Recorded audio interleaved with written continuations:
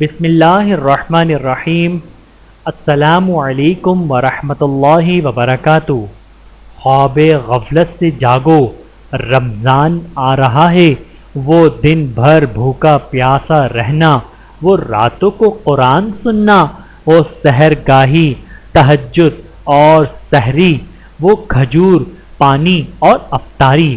آپ بتا سکتے ہیں کہ رمضان المبارک کی آمد میں کتنے دن رہ گئے ہیں؟ شعبان میں رمضان المبارک کی تیاری۔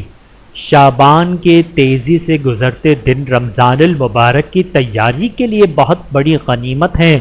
دنیاوی کاموں کے لیے ہم رات دن ایک کر دیتے ہیں، اگر رمضان کی تیاری کے لیے ابھی سے تگ و دو شروع کر دی جائے تو آنے والا رمضان ہمارے لیے کئی گنا زیادہ مفید اور روحانی ترقی کا سبب بن سکتا ہے۔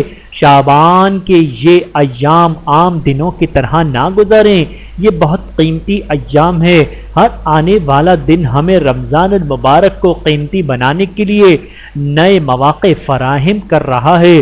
بہت سے اللہ والے رمضان المبارک ختم ہونے کے بعد اس کی برکتوں کا تذکرہ کرتے کرتے 6 ماہ گزار دیتے اور پھر یہ دعائیں مانگتے کہ انہیں مزید 6 ماہ اور آنے والا رمضان نصیب ہو جائے۔